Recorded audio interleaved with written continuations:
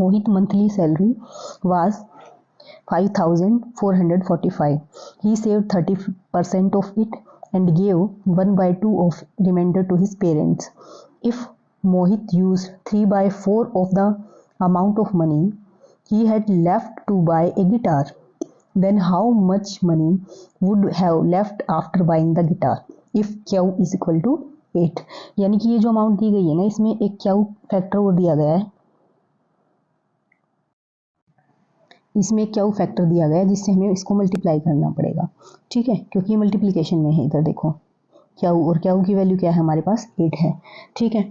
अब देखो इस क्वेश्चन को मैं स्टेप वाइज एक सिंगल स्टेटमेंट के रूप में सॉल्व करूंगी। अगर आप इसको 1 बाय 1 जो बोलता जा रहा है उस हिसाब से सॉल्व करते हुए, मल्टीप्लाई और डिवाइड करते हुए निकालोगे तो ये क्वेश्चन बहुत ज़्यादा लेंथी हो जाएगा, बहुत ज़्यादा टाइम कंज्यूमिंग हो जाएगा, ठीक है। तो इसके लिए मैं आपको ईजी मेथड बता रही हूँ।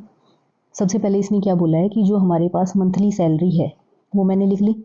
उसके बाद इसने बोला है कि ये Q से मल्टीप्लाई भी होगी, क्योंकि ये Q क्या है, इसके मल्टीप्लाई में है, तो इंटू 8 हो गई, सैलरी मेरी ये हो गई। अब देखो आगे क्या करना है। इसने बोला है कि 30% जो है ना उसने सेव करा है, ठीक है, 30% सेव करा है, तो यूज़ कितना करा उसने, 70%, क्योंकि टोटल 100% होता है ना, ठीक है।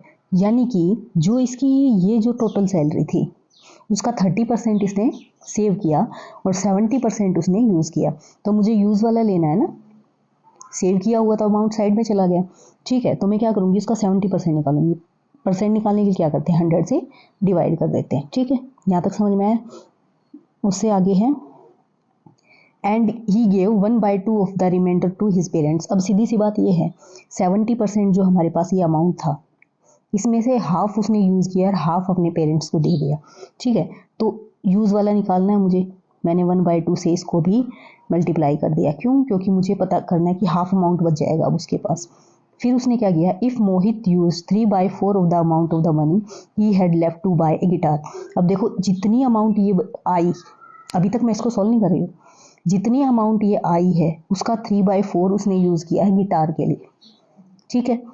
तो उसने पूछा है कि गिटार लेने के बाद भी उसके पास how much money would he have left after buying the guitar. Guitar लेने के बाद उसके पास कितनी मनी लेफ्ट रह जाएगी, ठीक है। अब देखो हमारे पास क्या है, टोटल कितना है। हम ऐसे जब फ्रैक्शन लिखते हैं तो इसका मतलब क्या होता है, इसका मतलब ये होता है कि मेरे पास टोटल 4 पार्ट हैं और उसमें से 3 पार्ट मैंने यूज़ करे, ठीक है। अब टोटल 4 पार्ट थे, किसी भी चीज़ के हो सकते हो। यहाँ पे जैसे मुझे मनी का लेना है तो इस मनी के जैसे कि 4 पार्ट थे, उसमें से 3 मैंने यूज़ कर लिए, ठीक है। ये क्या है, गिटार लेने के लिए यूज़ किया है, ठीक है। तो एक बात